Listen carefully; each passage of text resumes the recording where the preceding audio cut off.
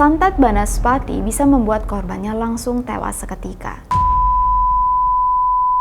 Hai guys, assalamualaikum warahmatullahi wabarakatuh. Balik lagi di channel Ruang Gelap dengan gua Amira, host yang membahas tentang true crime, conspiracy, horror, semua yang menyangkut tentang misteri. Di video kali ini kita akan membahas urban legend lagi. Tapi kali ini, kalau kemarin kita membahas Begu Ganjang, kali ini kita membahas Banaspati. Dilansir dari media pakuan.pikiranrakyat.com, Banaspati adalah jin berwujud api yang berbentuk bola dan bisa dikuasai oleh seseorang dengan syarat ilmu gaib tertentu. Apabila bertemu Banaspati, keselamatan dan nyawa yang melihat akan terancam. Banaspati juga tidak boleh diteriaki dan tidak boleh ditunjuk. Menurut kumparan.com, masyarakat Jawa percaya kedatangan Banaspati membawa kabar kematian massal terhadap warga desa, yang tentu harus waspada dan berdiam diri di rumah. Lantas, dari mana asal Banaspati? Kenapa masyarakat sangat percaya dengan makhluk ini? Untuk kalian yang penasaran dan ingin melihat secara langsung video penampakan Banaspati dan cerita-cerita nyata yang tentunya berhubungan dengan Banaspati, tonton terus video ini.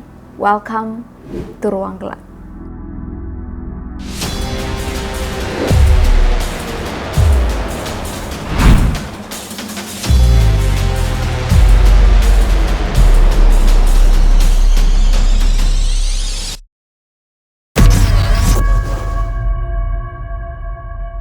Asal-usul Banaspati. Menurut asaniku.com, keberadaan Banaspati sudah ada sejak zaman Majapahit. Banaspati adalah salah satu tokoh ahli sihir hitam yang memiliki kerajaan di laut, dengan keturunan berupa siluman atau api. Di bawah kepemimpinan Banaspati, ada banyak sekali korban jiwa. Dan disebutkan dalam hikayat, Banaspati akhirnya dikalahkan oleh salah satu nabi. Tapi, meskipun Banaspati mati, masih ada keturunannya yang bernama Setan Kober. Setan Kober bekerja sama dengan Bupati Gajah Mada untuk memberontak kerajaan-kerajaan Islam, salah satunya kerajaan Demak, dan menewaskan sedikitnya 300 prajurit Islam. Setan Kober sering menjadi ahli strategi di kerajaan Majapahit, mengalahkan ratusan komandan terpilih di seluruh penjuru dunia. Akhirnya, para wali suci Allah mengembangkan sebuah rencana untuk mengalahkan Setan Kober. Melalui mandat Sunan Gunung Jati, strategi diatur dan dijalankan selama 7 tahun, hingga akhirnya mereka berhasil mengalahkan pasukan hitam. Setan Kober sendiri dipercayai dibunuh oleh Pangeran Sutawijaya, yang kemudian dianggap sebagai pewaris wilayah siluman.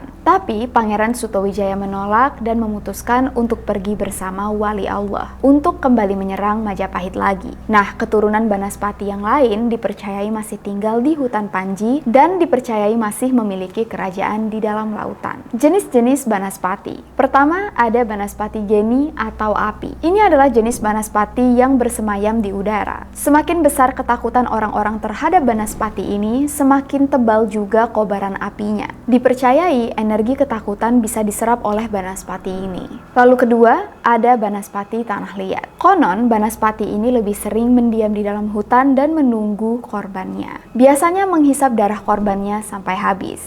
Nah, apabila melihat Banaspati jenis ini, disarankan untuk langsung membuka alas kaki dan membiarkan kaki menginjak tanah secara langsung. Banaspati tidak bisa menyerang korban yang menginjak tanah. Lalu yang terakhir, Banaspati air. Seperti namanya, Banaspati ini mengincar korbannya lewat media air, dengan cara seolah-olah menenggelamkan korbannya. Untuk menangkal serangan-serangan Banaspati, selalu dianjurkan untuk meninjak tanah, menghafal ayat kursi, dan rajin beribadah. Tidak cukup dengan cerita asal-usul, penampakan Banaspati sendiri semakin membuat banyak warga percaya dengan keberadaannya. Berikut beberapa penampakannya yang viral di internet, guys. Video pertama direkam di Depok, tepatnya di Bojongsari pada Juni 2020 lalu. Apakah cahaya ini Banaspati atau bukan? Tergantung kepercayaan masing-masing. Ada yang percaya ini merupakan flare gun, ada juga yang bilang ini adalah lampion terbang.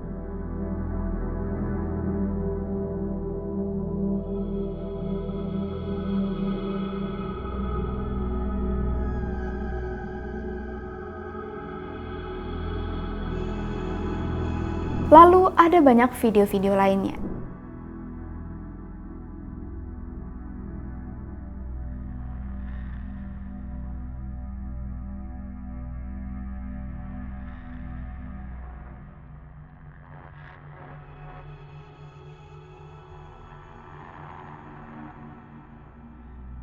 Ada juga foto yang beredar di Twitter dan membuat banyak komentar dari yang seram sampai yang lucu. Teror Banaspati sendiri ada legendanya, guys. Dilansir dari solopost.com lewat akun @misterisolo, dikutip peristiwa legenda yang terjadi di Solo pada tahun 1930-an. Katanya, penampakan Banaspati pada tahun itu dinilai sangat wajar karena sangat sering lewat di atas langit. Saking seringnya penampakan ini terlihat, ada banyak saudagar kaya yang mulai memelihara makhluk-makhluk gaib, khususnya dari keraton, untuk melindungi diri dari gangguan Banaspati. Para saudagar juga mulai membangun pendopo dan pohon-pohon besar yang berisi pusaka untuk melindungi dari gangguan Banaspati. Sampai akhirnya lama-kelamaan teror Banaspati mulai berkurang, terutama di lapangan Kampung Sewu Solo karena sudah mulai banyak perumahan warga yang memadati lapangan yang awalnya kosong. Aura angker dulu sudah tidak terlalu terasa lagi. Nah, menurut duniaku.idntimes.com, santet Banaspati bisa membuat korbannya langsung tewas seketika. Apalagi santet jenis ini sangat sulit untuk digagalkan. Proses ritual santet Banaspati sendiri dikatakan menggunakan telur ayam yang pertama lahir dari induknya. Telur ayam akan dimantrai, lalu diletakkan di atas bara api hingga telur meletus dan mengeluarkan bara api yang melayang. Bara api yang melayang inilah yang nantinya akan mengunjungi korbannya, sesuai dengan sasaran yang sudah ditetapkan sesuai mantra. Kalau tadi kita sudah membahas asal-usul, jenis, legenda, dan video-video penampakan, tidak lengkap kalau kita tidak membahas beberapa cerita horor yang sempat diceritakan lewat artikel di media. Ada 2 cerita pengalaman yang akan gue ceritakan ke kalian di video ini. Cerita pertama diambil dari mojok.co. Cerita tentang seorang ayah yang dulu waktu masih kecil memiliki kejadian yang tidak akan pernah dia lupakan. Ceritanya, waktu masih kecil sang ayah tinggal di sebuah desa yang sangat terpencil dan tinggal di rumah yang terletak di tengah-tengah kebun. Ada banyak pohon di pelataran rumah, mulai dari pohon manggis, pohon mangga, pohon jambu, dan yang paling banyak, pohon kelapa. Nah, zaman dulu, luasnya kebun tidak sebanding dengan pencahayaan yang ada. Maklum karena waktu itu listrik masih sangat jarang dan warga kebanyakan hanya mengandalkan lampu minyak dan Petromax. Jadi, orang tua selalu mengingatkan anak-anak untuk tidak keluar rumah kalau sudah gelap. Yang keluar rumah kalau sudah malam itu paling orang dewasa. Itu pun cuma untuk pergi ke masjid, ke sawah, atau ke rumah orang tua mereka. Karena memang kejadian mistis sudah sangat sering terjadi. Pernah suatu malam, ada seseorang yang berniat untuk mencuri